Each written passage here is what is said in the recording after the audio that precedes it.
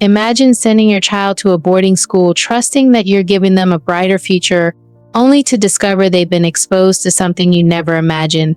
This is my story, the untold truth of what happened behind those school gates, and why every parent needs to watch this before making that decision.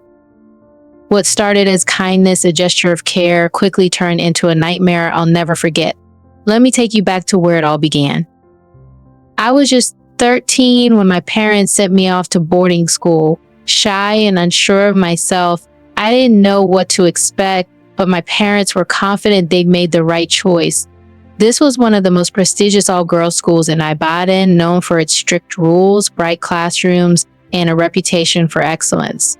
To them, it was a ticket to a better future, a place where I would thrive. At first, everything seemed perfect. The beautiful school and dorms, the neatly dressed seniors, and the orderly routines that felt like a world designed for success.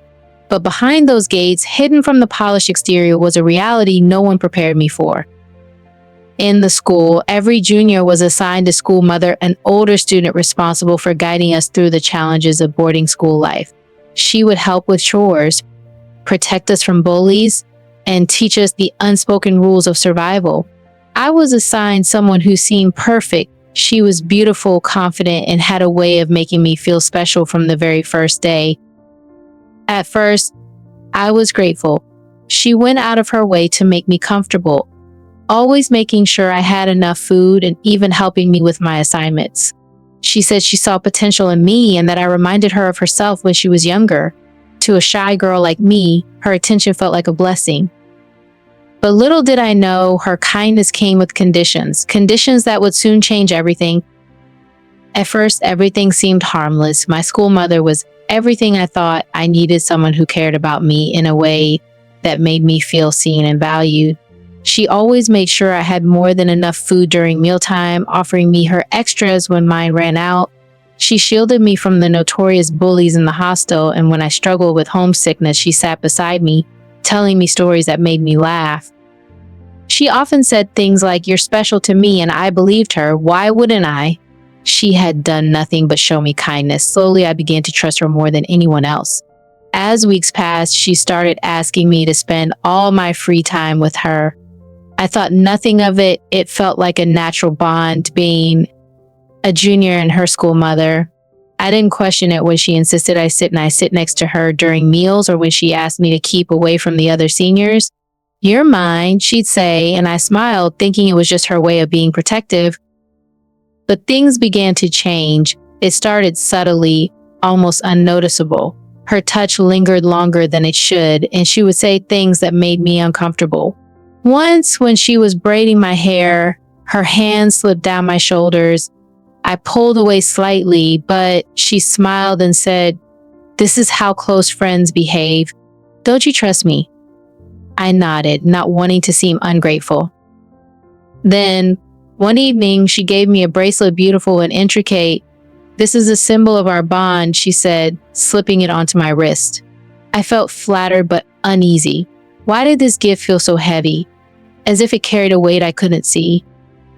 Her behavior became more possessive. She didn't like me talking to others and often questioned why I didn't spend more time with her.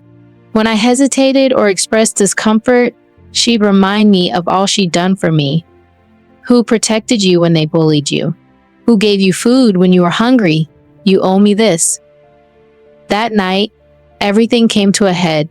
She called me to her bed after lights out, saying she needed to talk. As I sat there, her words became clearer. She wasn't just showing affection, she was crossing a boundary I didn't even know existed. My instinct screamed that this was wrong, but fear kept me frozen. She whispered, "This is how we show love here. Don't be scared." Her words felt like a betrayal, a manipulation of the trust I had placed in her. I wanted to pull away, but guilt and fear kept me rooted in place. That night marked the beginning of a secret I carried for far too long. But it didn't end there. What happened next would change the course of my life in ways I could never have imagined. I wasn't the only one. As the weeks passed, I began noticing signs of something much darker. I overheard hushed conversations between girls who seemed afraid to make eye contact with their school mothers. Some avoided them altogether, and others seemed distant. Their eyes would dart nervously when their school mothers came near, but no one ever said anything openly. It was as if we were all trapped in the same silent prison. One day, after another uncomfortable encounter with my school mother, I couldn't take it anymore. I had to talk to anyone. I walked nervously to a teacher I trusted, Mrs. Akpan, who had always been kind and understanding. My heart pounded as I approached her desk. What if she didn't believe me? What if they punished me instead? But as I spoke, I could barely contain the flood of emotions. She listened in silence, her face gradually turning serious.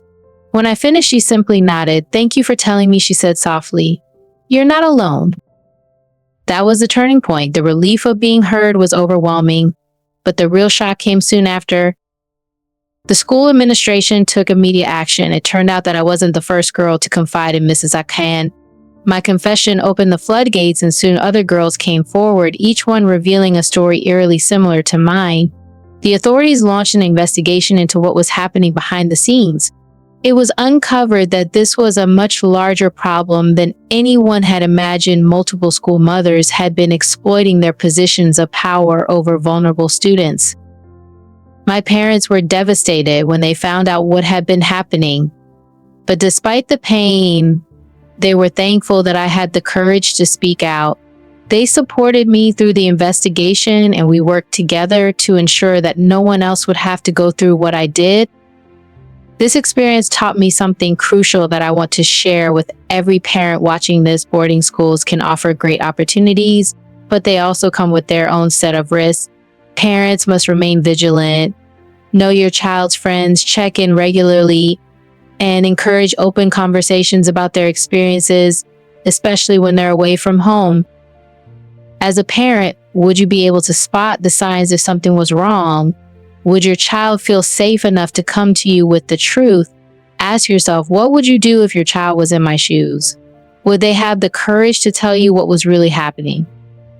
Parents, this is your reminder. Build trust with your children. Be the safe space they can turn to. Ask them how their day went. Listen when they talk about their friends, and never underestimate the power of open communication. The world can be a scary place, but your child's voice can be the light in that darkness. And to every young person watching this, speak up. If you're feeling hurt, confused, or betrayed, you're not alone. There's always someone who will listen and believe you. Don't let fear hold you back. Your truth matters.